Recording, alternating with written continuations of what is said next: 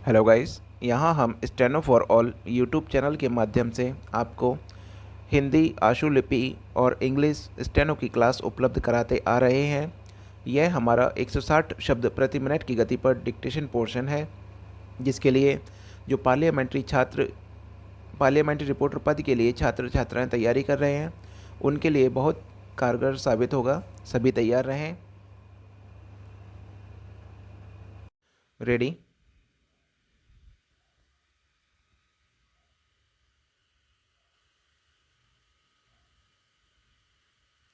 प्रधानमंत्री नरेंद्र मोदी के लिए यह चुनौतीपूर्ण समय है। कई राज्य सरकारें और अधिकांश विश्लेषक चाहते हैं कि लॉकडाउन का काल और बढ़ाया जाए, क्योंकि नए मामले लगातार सामने आ रहे हैं।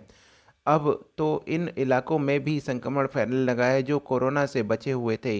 यह सही है कि अपने यहाँ संख्या ज़्यादा होने या आंकड़ों की आधार रेखा की वजह से संक्रमित मरीजों के दुगने होने की दर 11 दिन से ज़्यादा है, लेकिन आने वाले दिनों में नए मामले आते ही रहेंगे। लेकिन इसके साथ ही साथ 40 करोड़ से अधिक लोगों की आजीविका का मसला भी हमारे सामने है। जिस तरह से लोगों की आमदनी खत्म हुई है, उससे कई परिवारों के फिर से गरीबी रेखा के नीचे खिसक कर आने का खतरा बढ़ गया है।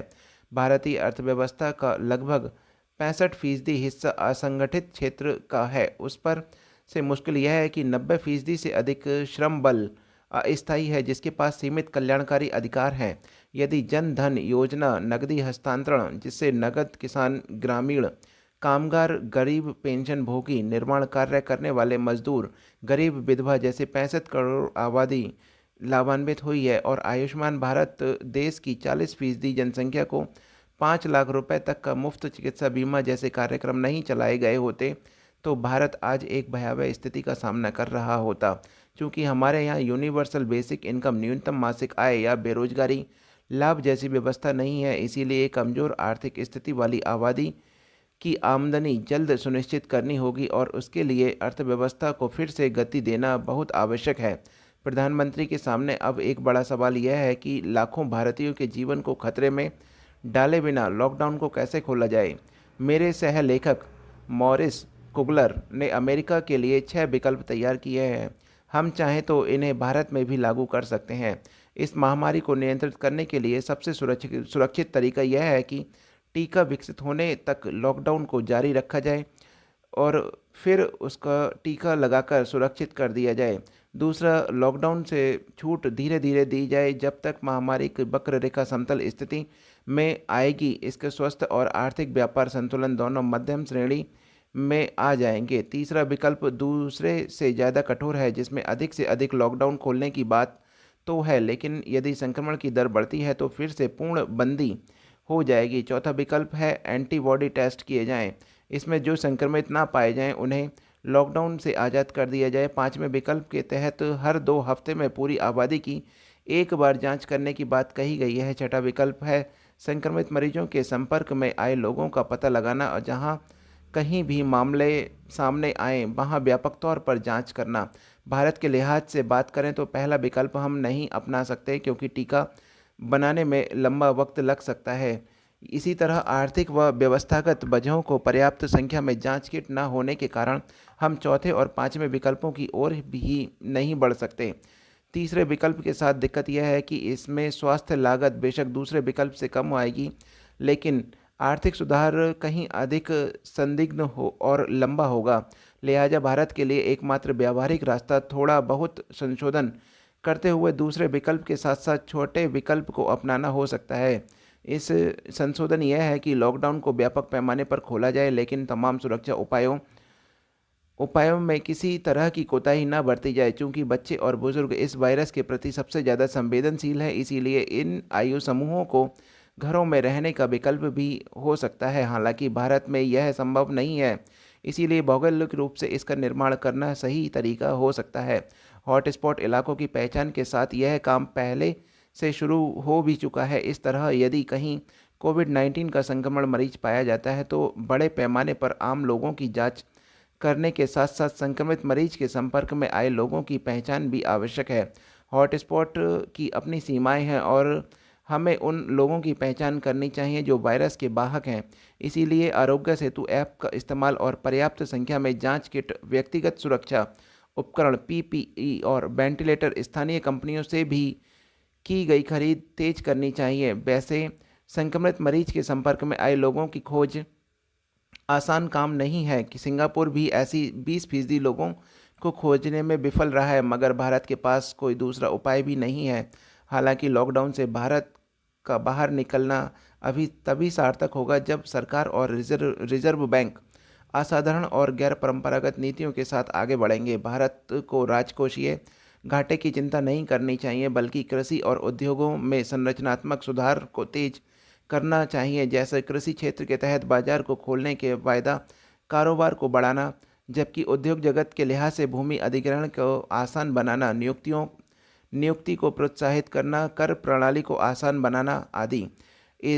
इसी तरह से रिजर्व बैंक द्वारा मौद्रिक नीति के राहत देने के बावजूद रिजर्व बैंक कर्ज देने में सक्षम नहीं होते हैं, क्योंकि एनपीए यानी डूब कर्ज काफ़ी ज़्यादा है। इस मामले में हमें अमेरिका के फेडरल रिजर्व बैंक के साथ सीख कुछ लेनी चाहिए और जिस तरह से जो जोखिम वाले कॉरपोरेट ब्रांड खरीद रहा है, आरबीआई को भी सरकार के साथ मिलकर एक सार्वजनिक क्षेत्र की इकाई बनानी चाहिए जो सूक्ष्म एवं लघु मध्यम उद्योगों को अपने कुछ शेयर लेकर अपने कर्ज कम करने के लिए पूंजी दे। एक बार जब कंपनी फिर से खड़ी हो जाएगी तो उन शेयरों को बेचकर लागत निकाली जा सकती है। दूसरी ओर छठे विकल्प को संयुक्त रूप से अपनाने और सख्त राजकोषीय व मुद्रा नीति पर आगे बढ़ने से भारत इस महामारी से के दुष्परिणाम को टाल सकता है। मुमकिन है कि इस उपाय से हमारी अर्थव्यवस्था इस साल के अंत तक सुधरने की राह पर चल पड़े। पराए प्रदेशों में फंसे लोगों को उनके प्रदेश पहुंचाने के लिए शुक्रवार को श्रमिक दिवस पर जो पहली श्रमिक स्पेशल ट्रेन चली, उसमें उसका न केवल स्वागत बल्कि अनुकरण करना चाहिए।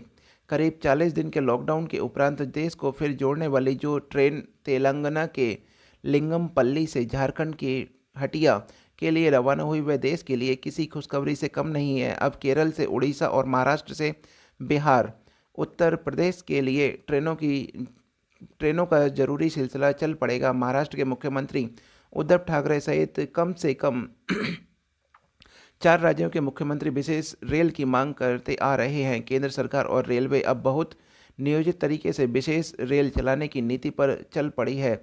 इससे देश में राहत का एहसास बढ़ना चाहिए। ऐसे रेल एक जगह से दूसरी जगह चलेगी और केवल अपनी मंजिल पर जाकर रुकेगी, बीच में कहीं नहीं रुकने का प्रावधान नहीं है। एक बोगी में 54 ही यात्री 1.5 मीटर की परस्पर दूरी बनाए यात्रा कर सकेंगे। उम्मीद है कि बीच में न रुकने वाली ट्रेनों में पर्याप्त भोजन पानी की व्यवस्था होगी। इसके अलावा लौट रहे लोगों की चिकित्सा जांच और कुछ दिन क्वारंटीन में रखने की व्यवस्था भी चाक चौबंद होनी चाहिए। इसके साथ ही 1200 से 1600 लोगों को अपने यहाँ लाने का खतरा उठा रहे राज्यों को अपनी ओर से भी पूरा इंतजाम करना चाहिए।